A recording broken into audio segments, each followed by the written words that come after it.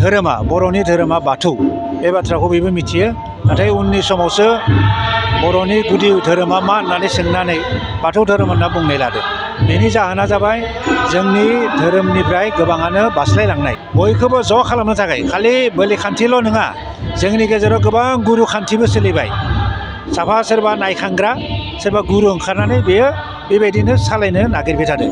नाथाय जायखियानो जाया मानो, बोलियानो जा बिबारानो जा बा गुरु खान्थियानो जा, जों बयबो बाथौआरि। बे बाथौआरि हिसाबै ज' जानानै जों बाथौ धोरोमखौ बाथौइजिम बाथौ खान्थि होननानै भारत सरकारनि संबिजिरबो गायसननो नाजागासिनो दं। बेनिखायनो जोङो गावखौ सिनायथि बाथौ होननानै बाथौआरि होननानै सिनायथि होनो बयबो नाजानांगोन।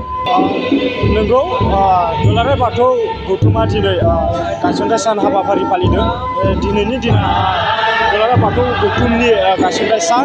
बे गायसनथाय सानजोंनो लोब्बा लाखिनानै दिनै क'क्राझार सहरनि साखाथियाव थानाय बागानसालि क'क्राझार नोगोरारि बाथौ थानसालियाव दुलाराय बाथौ गौथुम सानखौ गाजा गोमजायै फालिनाय हाबाफारि लादों। बे समाव फुंबिलि समाव फिरबोला बेरायनाय हाबाफारि लादों आरो गोथै सिबिखौ मान बावदों आरो बाथौ थानसालियाव फैनानै बाथौ धोरोमारि सुबुंफोरा ज' फैनानै गाजा गोमजायै बाथौ धोरोमारिनि आर'ज मेथाइ रोजाबनाय हाबाफारि लादों।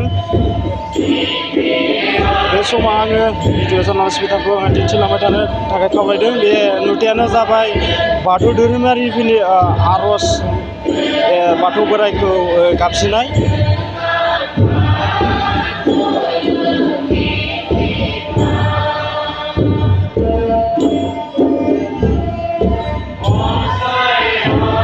आरो जों बे समाव दुलाराय बाथौ गौथुमनि आफादगिरि खगेन रामसियारि बिथांनिफ्राय जों माखासे बाथ्राफोरखौ जोङो मिथिना लानि। दिनैनि दिना दुलाराय बाथौ गौथुमनि गायसनथाय सान। बे गायसनथाय सानाव मा हाबाफारि लादों आरो बिनि बारै जों माखासे बाथ्राफोरखौ मिथियो। बिथाङानो जाबाय दुलाराय बाथौ गौथुमनि गाहाय आफादगिरि। बिथांनिफ्राय जोङो माखासे बाथ्राफोरखौ मिथिनानै लानि। दिनैनि दिना दुलाराय बाथौ गौथुमनि गायसनथाय सान हाबाफारि। दिनैनि दिनाव मा मेसेज होनो सानो? खुलुमनाय थाबाय। दुलाराय बाथौ गौथुमनि दिनै गायसन सान। बे सानखौ जों मिरुआरि हिसाबै क'क्राझार नोगोर बाथौ थानसालियाव बेखौ खुंनो लादों। बेबायदिनो जोंहा दाब दाब जिल्ला बियाब बेबायदि गामि ओनसोलावबो बेखौ खुंगासिनो दङ। जों बेखौ खालामनायनि गुदियानो जाबाय जोंनि धोरोमा बर'नि धोरोमा बाथौ बे बाथ्राखौ बयबो मिथियो। नाथाय उननि समावसो बर'नि गुदि धोरोमा मा होननानै सोंनानै बाथौ धोरोम होनना बुंनाय लादों। बेनि जाहोना जाबाय जोंनि धोरोमनिफ्राय गोबाङानो बास्लायलांनाय गुबुन धोरोमाव, जेरै हिन्दु धोरोमाव बास्लायलांदों, सोरबा सनातन पन्थी जादों, सोरबा बैष्णब जादों, सोरबा सतसंगी जादों, सोरबा कृष्णगुरु जादों।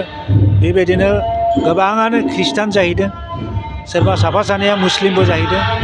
बे जे धोरोम बास्लायनानै जोंनि धोरोमखौ जेरै गुदि बाथौ होनना बुंनाय, बे गुदि बाथौ नङा, जोंनिया बे बर'नि बाथौ धोरोम, बर'नि धोरोमा बाथौ।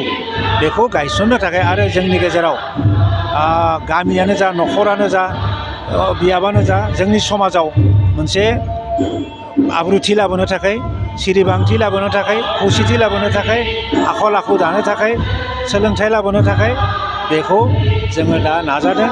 दिनैनिफ्राय 33 बोसोर सिगां बे 1990 मायथाइनि दिनैनि सानावनो गुवाहाटीनि पल्टन बाजार जोंहा बेहाय ट्राइबेल रेस्ट हाउस दङ। बेहाय जिरायनानै जोंनि मेलेमजिबिफोरा, जोंनि बाथौआरि सिबियारिफोर, बाथौ सिबियारिफोरा ज' जानानै बेखौ एडहक कमिटि गायसनदोंमोन, दाफाम आफाद।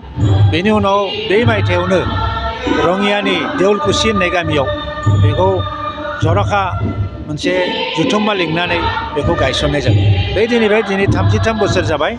दिनै बेखौ फोसाबनायनि राहाजों फोसाबनानै जों गोदो बोलि खान्थिजों सोलियोमोन, दा जों बिबार फिथाइ सामथाइजोंनो बिलाइ आरिजोंनो जोङो सिबिनो लादों। आरो बे जा नुदों दिनै बेहाय बेबायदि जों बेखौ सिबिदों।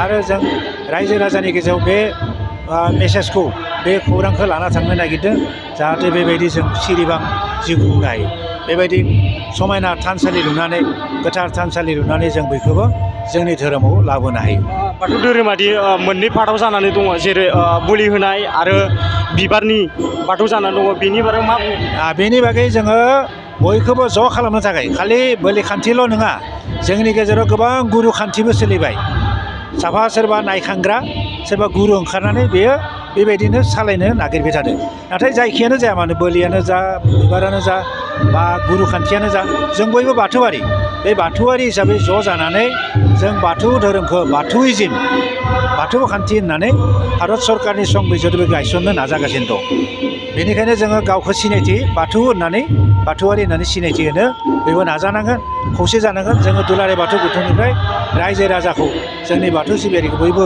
गावखौनो बाथौआरि होननानै बुंनो थाखाय खावलायदों आरो बाथौआरि बुंनानै दुगानो थाखाय जोङो खावलायदों देदगानो थाखाय आरो मुलुगाव गोसार होनो थाखाय खावलायदों दिनैनि दिना दुलाराय बाथौ गौथुमनि गायसननाय सान बे गायसननाय सानखौ गुबुन गुबुन जायगायावबो फालिनाय जादों नामा जादों जागासिनो दङ दा जों बेहाय खालामदों जेरै जोंहा मोनसे दालाय मोनसेया बे 5 राजा कुमारि गाथौआवबो फालिगासिनो दङ जोङो दुलाराय बाथौ गौथुमनिफ्राय दाब दाब जिल्लायाव दाब दाब बियाबाव दाब दाब गामियाव बेखौ फालिनो थाखाय जोङो हांख्रायदों आरो बे लेखा गावबा गाव जिल्लायाव खालामगासिनो दं मा हाबाफारि लानाय जादों मा हाबाफारि लानाय जादों दिनैनि हाबाफारिया नैबेनि उनावनो जों 10:30 मोनसे आलांगा मेल खुंगोन गेवलां मेल बे मेलाव जोङो बाथौइजिमनि सोमोन्दै बेखौ सावरायनाय जागोन आरो बे बाथौइजिमखौ जों भारत संबिजिर गायसननो थाखाय नाजादों बेनि बागै गुवारै सावरायनानै मोनसे गरन्थ'आव लाबोनानै जों खावलायदों जोंनि बोलि बाथौआनो जा गुरु खान्थिफोरानो जा